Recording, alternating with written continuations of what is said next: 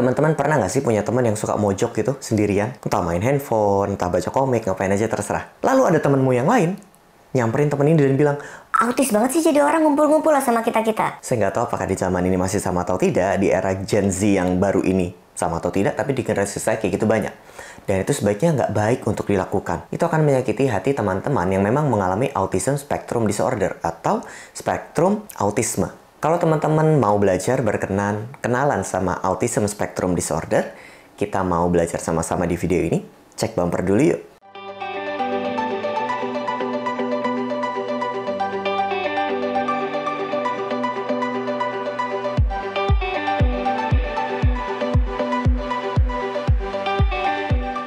Halo teman-teman, perkenalkan nama saya Dr. Jimmy Ardian, spesialis kedokteran jiwa, saya seorang psikiater. Hari ini kita mau belajar sama-sama tentang spektrum autisme. Spektrum autisme yang pasti bukan kayak teman kita yang di pojok lalu sendirian. Enggak. Spektrum autisme, sesuai namanya itu spektrum. Dia mulai dari yang pojok kiri sampai pojok kanan, nah itu namanya spektrum. Gambarannya dari yang mungkin paling ringan sehingga orang nggak sadar, by the way orang akan sadar, dan yang paling berat sampai semua orang sadar.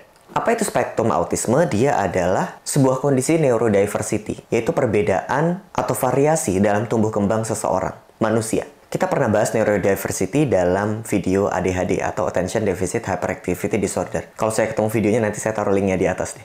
Autism Spectrum Disorder itu adalah kondisi di mana seseorang menjadi relatif lebih sulit untuk berkomunikasi, untuk berinteraksi, untuk belajar, untuk berperilaku di dalam lingkungan yang orang-orangnya rata-rata nggak mengalami ASD.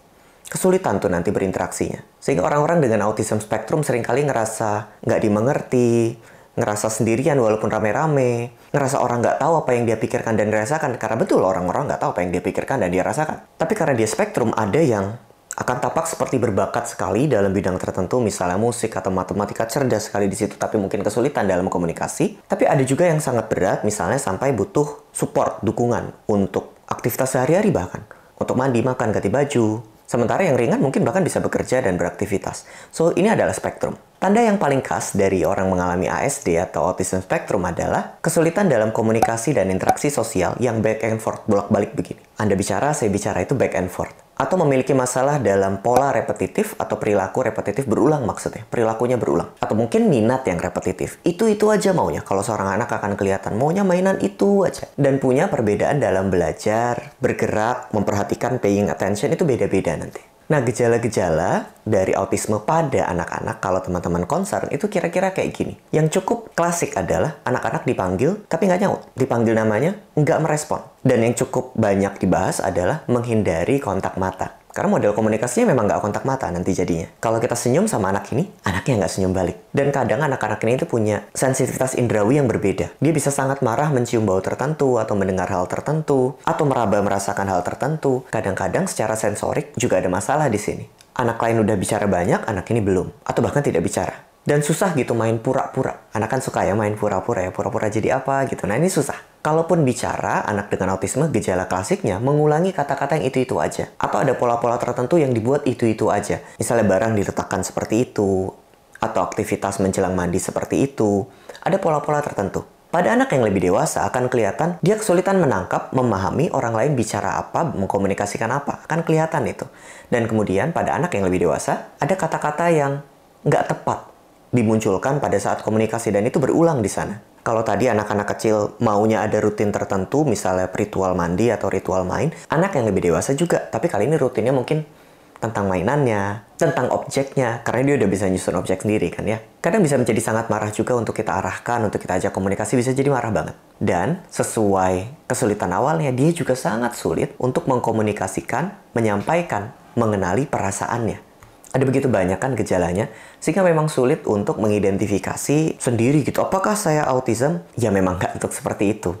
Diagnosis biasanya diberikan oleh dokter anak, psikiater anak, psikolog anak, untuk melihat apakah seorang anak mengalami gangguan spektrum autisme atau tidak. Memang akan ada alat tes untuk menentukan anak ini mengalami autisme atau tidak. Jadi nyarinya yang anak dulu ya. Bisakah autisme terjadi saat dewasa? Jawabannya tidak. Jika terjadi saat dewasa, yang sebenarnya terjadi adalah dia tidak terdiagnosis saat anak, terdiagnosisnya saat dewasa. Itu mungkin. Dan mungkin beberapa juga jadi bingung, ini penyebabnya apa ya autism spektrum ini? Sampai saat ini para peneliti berasumsi ada banyak faktor yang saling berinteraksi menjadikan seseorang mengalami autism. Misalnya, profil genetiknya bercampur dengan lingkungannya, bercampur dengan banyak hal lain di luar termasuk diet dan lain sebagainya menjadikan seseorang mengembangkan gejala autism. Atau mungkin beberapa faktor risiko lain, misalnya kita punya kelainan kromosom. Kromosom itu maksudnya gen di dalam tubuh kita. Atau punya kakak yang ngalamin autism. Atau ada komplikasi saat persalinan, atau orang tua cenderung dalam usia yang relatif lebih lanjut saat hamil dan melahirkan. Ada kecenderungan-kecenderungan itu untuk seseorang mengalami autism. Mungkin teman-teman juga penasaran, kita ngomong tadi autism spektrum itu spektrum. Nah, spektrumnya itu apa aja? Dalam kategori lama, ada beberapa subkategori dari spektrum autism. Ada Asperger, Rett disorder, Childhood Disintegrative Disorder, dan PDD-NOS. Pervasive Developmental Disorder, Not Otherwise Specified, intinya gitulah. Masing-masing kategori ini punya karakteristik khusus, tapi nggak bisa dibuat di satu video karena nanti panjang banget. Kalau rekan-rekan mau cari tahu, bisa baca atau bisa tulis di kolom komentar supaya saya buatin masing-masingnya. Tapi jadi panjang nanti kalau jadi satu video. Tapi keseluruhan ini punya karakteristik serupa, seperti yang saya sebutkan di depan. Yang penanganannya juga beberapa punya kesamaan. Bagaimana penanganan dari autism spectrum disorder ini? Penanganannya akan sangat bergantung dengan individu anak ini. Maksudnya apa gejalanya? Jika dia kesulitan bicara, maka mungkin speech therapy diletakkan. Jika ada masalah dalam indrawi, mungkin integrasi sensorik, ada tuh terapi sensori integrasi, okupasi terapi, atau bahkan pada kasus-kasus yang lain, misalnya anaknya jadi gampang tantrum, mudah marah, atau autismnya sampai dewasa, usia 20 tahun, jadi melakukan kekerasan, sangat mungkin dibutuhkan juga pengobatan. Iya betul, pengobatan, tapi bukan mengobati autismnya, tapi mengurangi gejala marah-marah di dalam autismnya. Kenapa disebut bukan mengobati autismnya? Karena ingat, autism adalah kondisi neurodiversity. Ini adalah variasi dalam tumbuh kembang seseorang. Nah, jadi begitu. Apakah ini bisa dicegah? Karena peneliti juga masih mencari tahu apa penyebabnya, agak sulit untuk mengatakan pencegahan. Yang bisa kita lakukan adalah menjaga semuanya tetap sehat, termasuk kehamilan berisiko tinggi dikurangi resikonya, kontrol ke dokter kandungan, makan dengan gizi seimbang, menjaga kandungan dengan baik. Pada saat tumbuh kembang tidak boleh ada kekerasan di sana, baik verbal maupun fisik. Intinya sehat semua lah.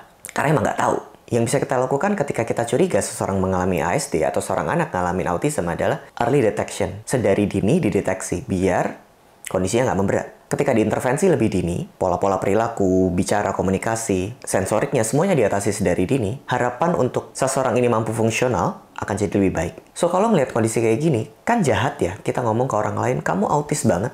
Jahat. Karena orang yang ngalamin autism sendiri mungkin akan sangat kesulitan di dalam kondisinya. Mungkin juga bisa berbaur, berinteraksi dengan biasa itu juga mungkin.